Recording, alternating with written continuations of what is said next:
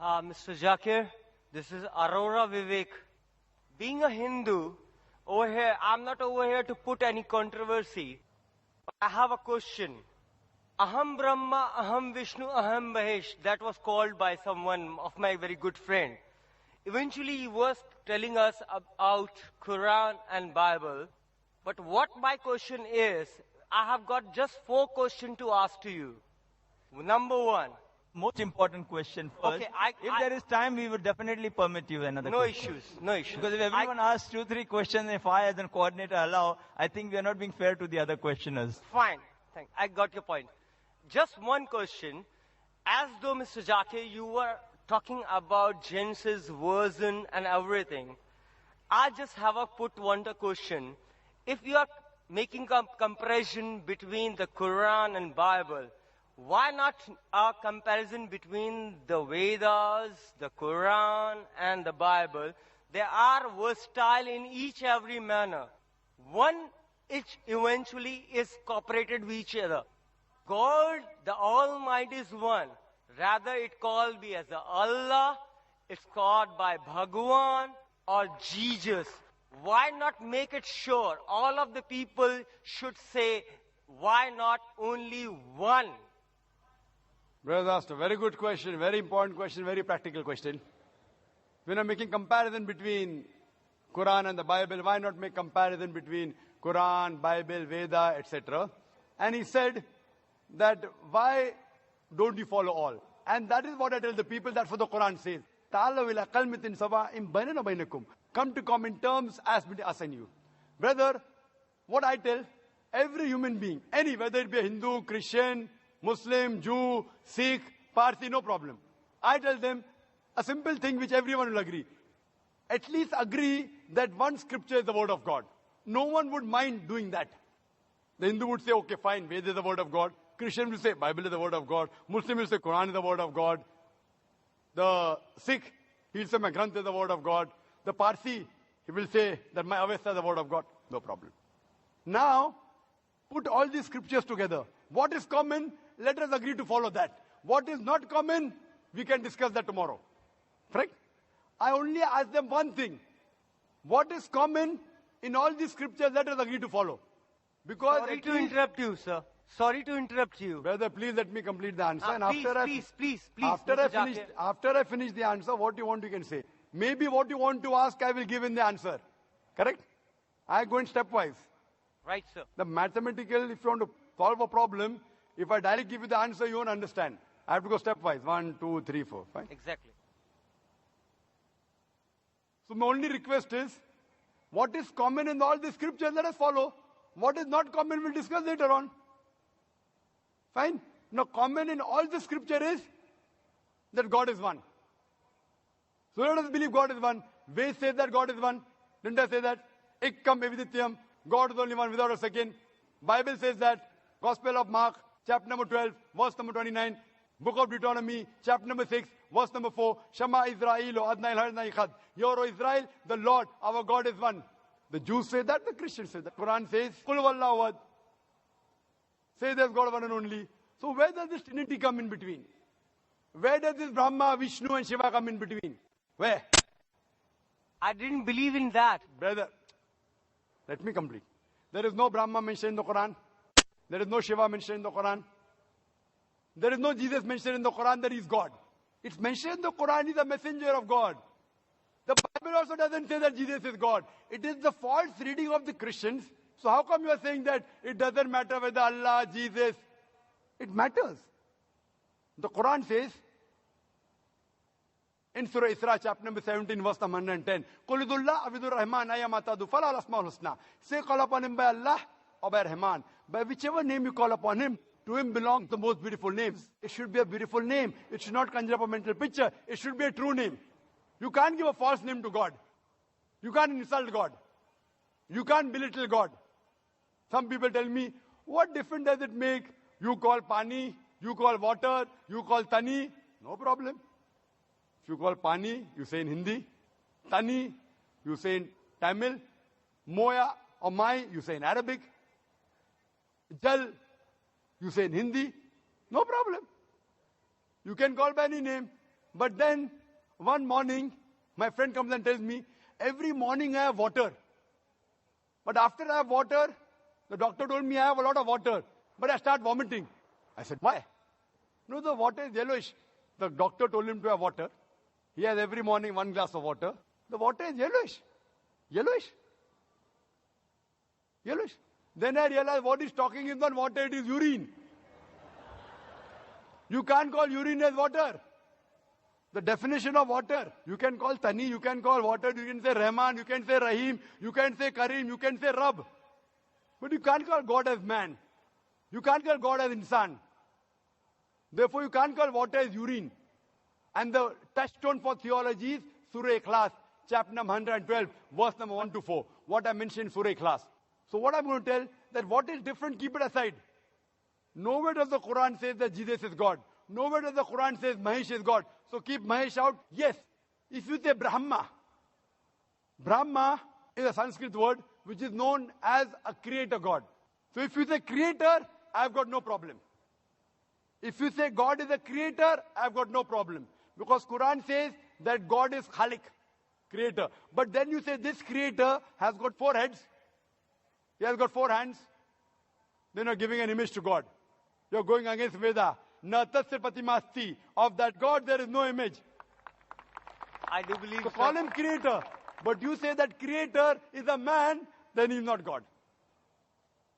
I do have an He should apology. be the creator. So same way, brother, if you see my video cassette, similarities between Islam and Hinduism, inshallah, most of the queries will be answered. Hope that answers the question. I do apologize. What I was specifically want to say to you, Mr. Zakir, I do not want to get into controversy over here.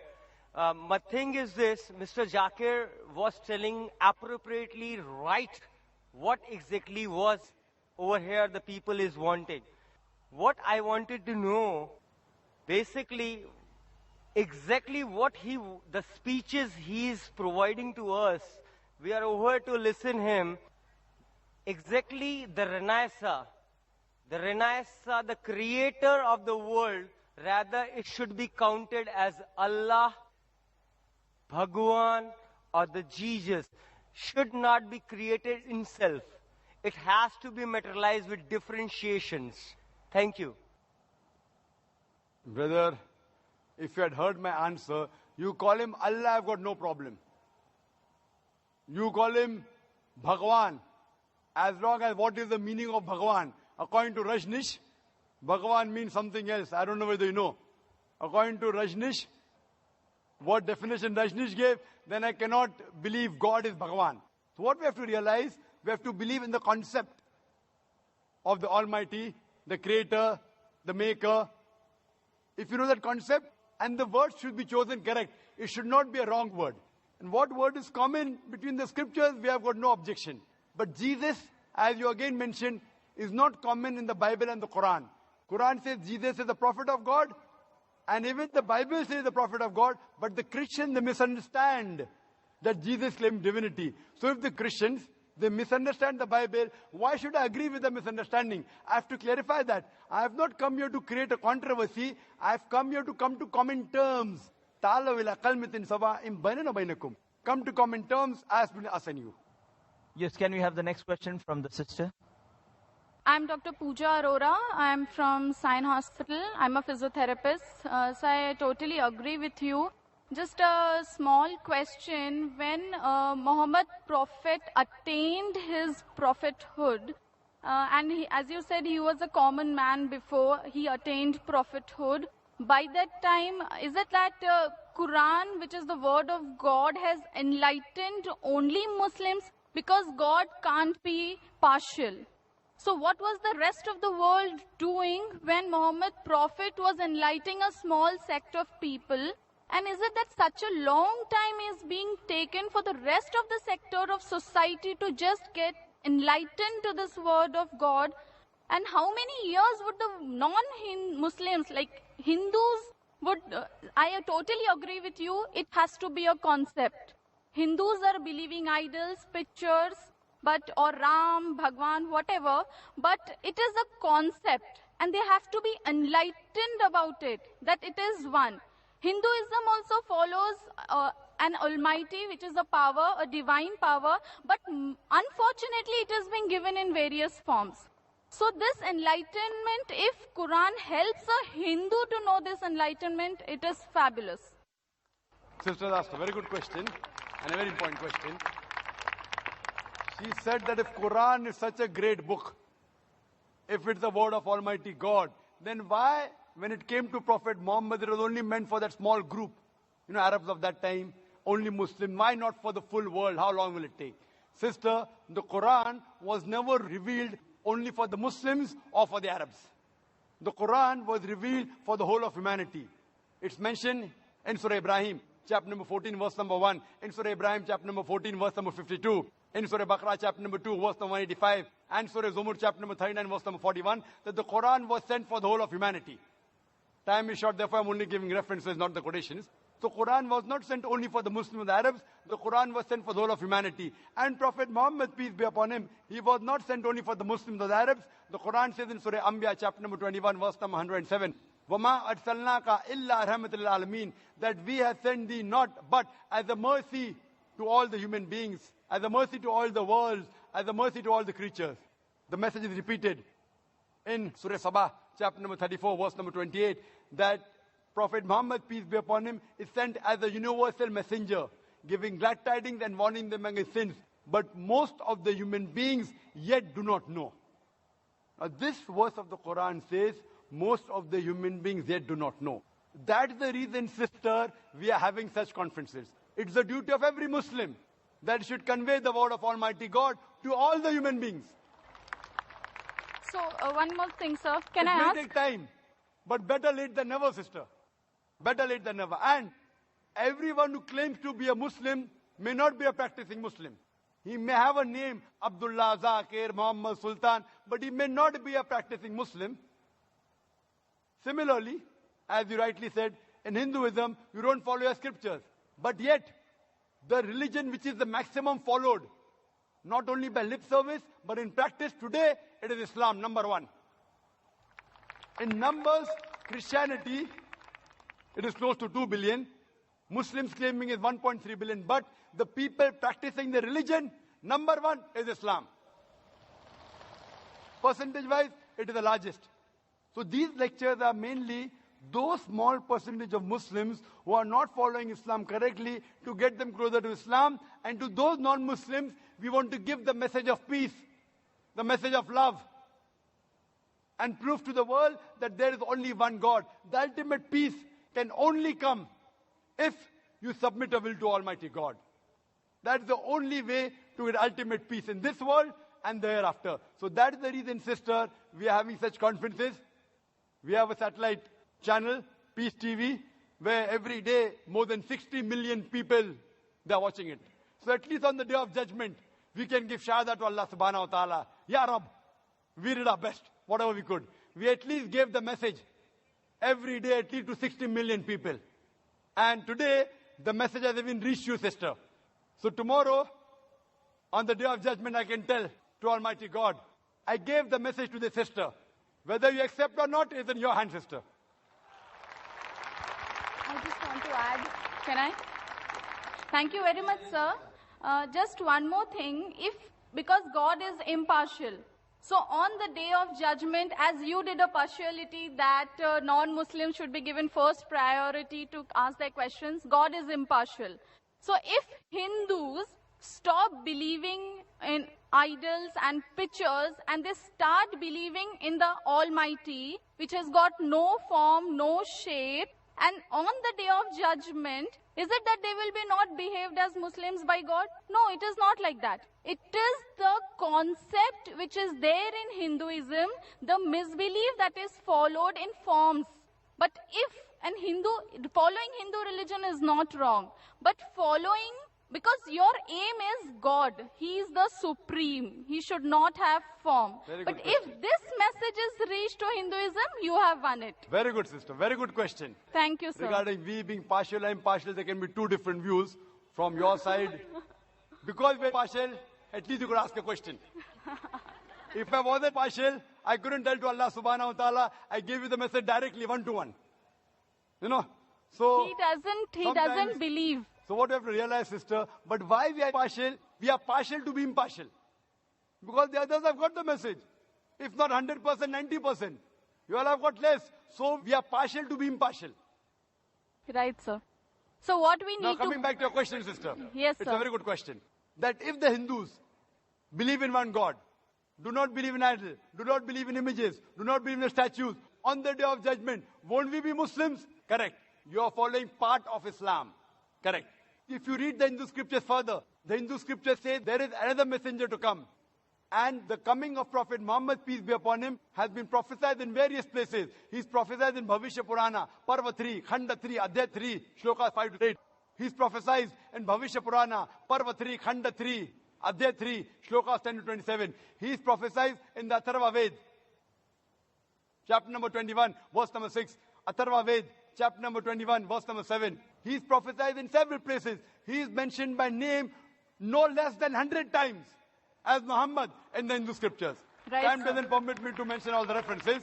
There is mention of a Kalki avatar in Kalki Purana, chapter number 2, verse number 4, 5, 7, 9, 11, and 15. It says that there is another avatar to come, Kalki avatar, whose father's name shall be the servant of God, Vishnu Yash, translated to Arabic as Abdullah, which was the name of the father of Muhammad sallallahu alaihi wasallam. The mother's name of this Kalki avatar would be Sumati. That means peace and serenity, which is Amina in Arabic, which was the name of Prophet Muhammad sallallahu alaihi wasallam, mother. This person will be born on the 12th day of Madhav, the 12th Rabi Awal. That is the Prophet Muhammad sallallahu alaihi wasallam born. He'll have 4 companions, and we know the first 4 Khulfa Rashidin. It says that he will be born in a place which is peaceful in Makkah. He'll be born in a house of the chief of Makkah, that is the Quraysh tribe. It says that he will go northwards from a cave and come back. And Prophet Muhammad sallallahu alaihi wasallam went from Makkah to Medina and came back. On and on, talking about Kalki Avatar. So you believe in one part, La ilaha illallah. You also have to Muhammadan believe in Muhammad Rasulullah. Thank you, sir. Thank you. And if you do this, you keep your name, whatever your name was, whether Preeti, whatever name, sister. What is the name, sister? Pooja. Pooja. You keep your name. Don't change your name. But indeed, you will be a Muslim. Changing your name is not required. So the concept... With concept of one God, no statue, no images, last final messenger, Prophet Muhammad, inshallah on the day of judgment, you will go to heaven with your name Pooja. So the pathways are different. The only thing is the goal should be the same. That is what I believe. For the goal, pathways are different. If both the different pathways go to the same goal, they it is meet fine. at the same goal. Yes, sir. That is what I want to say. All the roads don't lead to Rome, sister. Fine? You may think it will lead. So if you think falsely, I have to correct you. I don't can- believe... No, sir. No, sir. sister, if you say you're a Hindu, by Yeah. definition, Yeah. Hindu is a person who lives in India. No, sir. It's not like that. Sister, Hindu is a geographical definition. You don't know, I know. I'm a Hindu by geographical definition. I'm a Hindu. Geographically, sister, the word Hindu was, they call me Hindi when I go there. Hey, Hindi, hey, Hindi. They tell I'm a Hindu.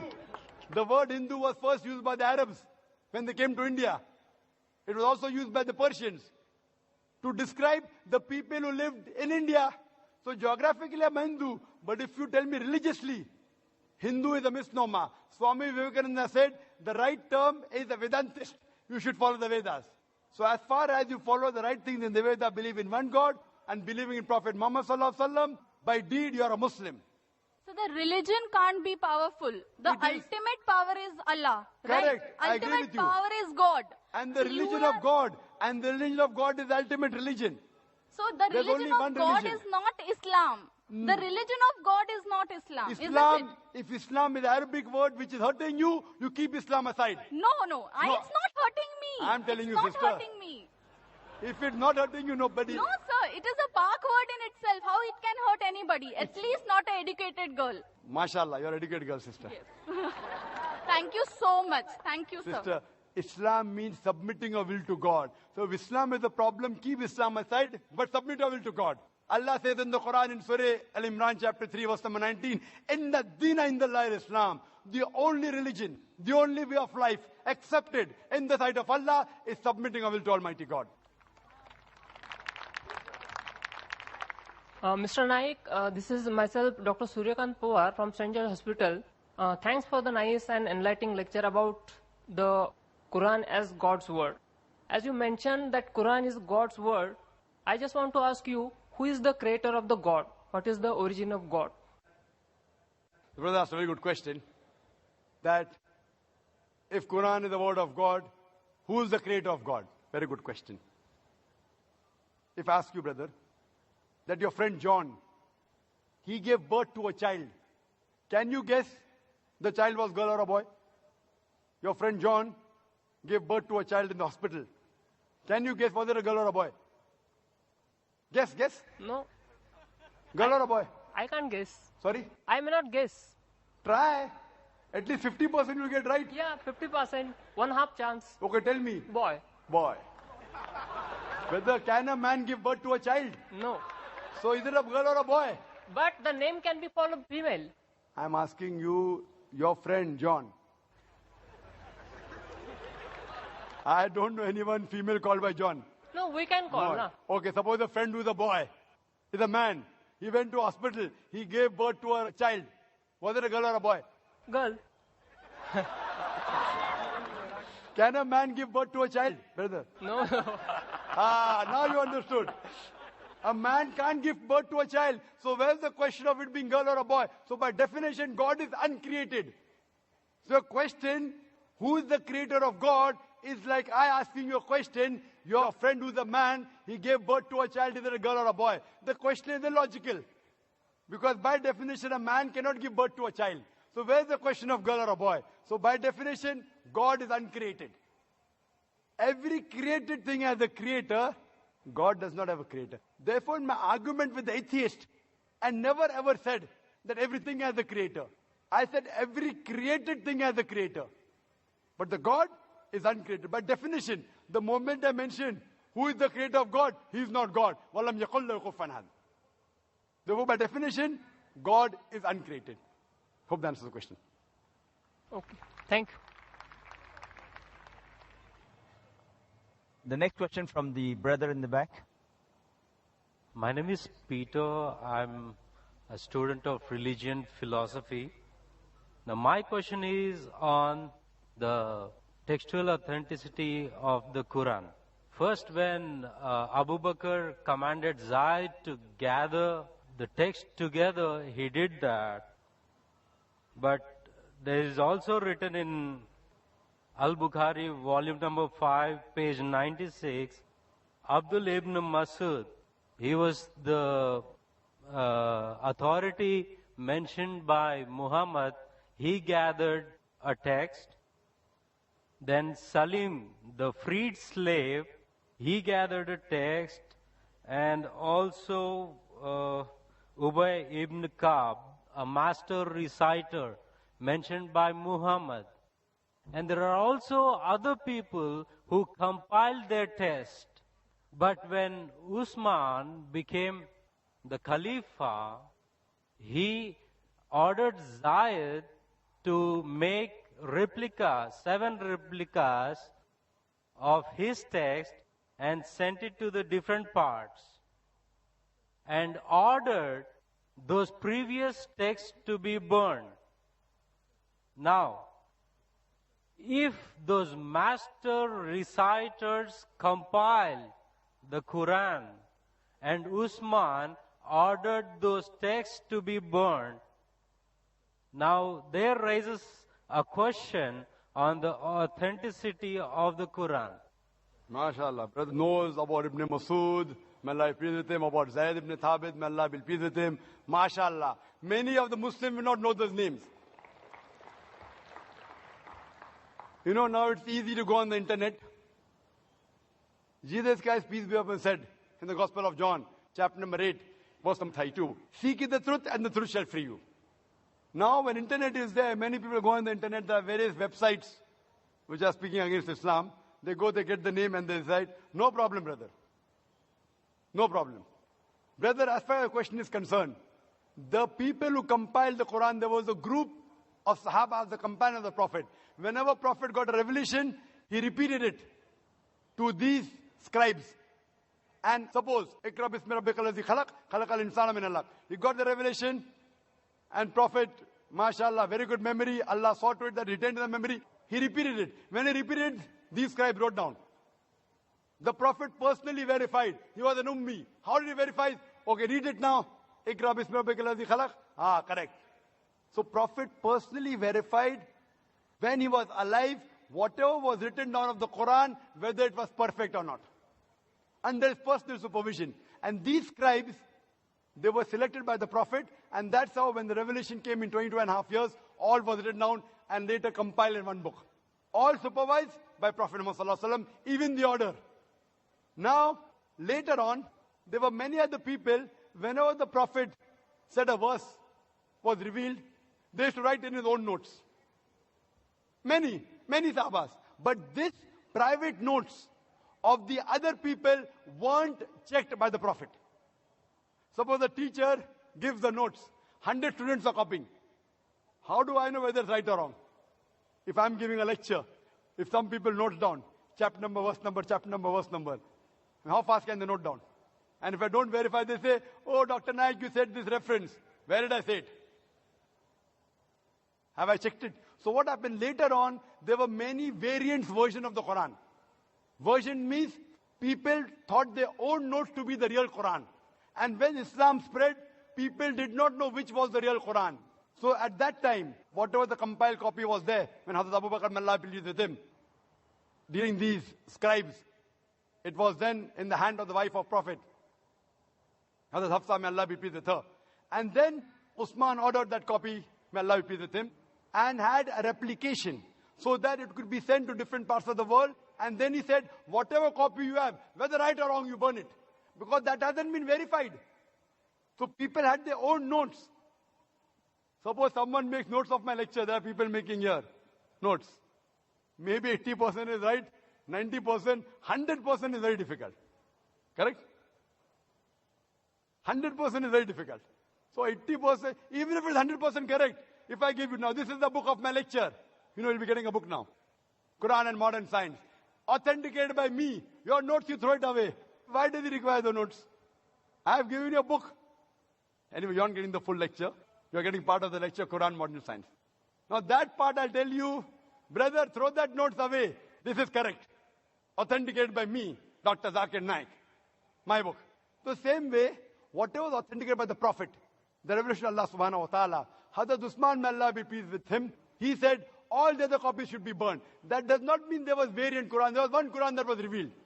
But people, when they wrote with their own notes, there were differences. So that's the reason now one of those copies is even today present in Koptaki Museum in Istanbul. So this, and if you check it with today's Musaf, it is exactly the same. Word to word, letter to letter. That's the way. Even if you try to change it, you cannot. Because today, there are millions of people who know the Quran by heart. And here in our audience, mashallah, we have many huffaz, mashallah, who know the Quran by heart. Even if you burn the copy, you get all the huffaz together, you get together, again the original Quran, word to word, letter to letter can be reproduced. Hope that answers the question.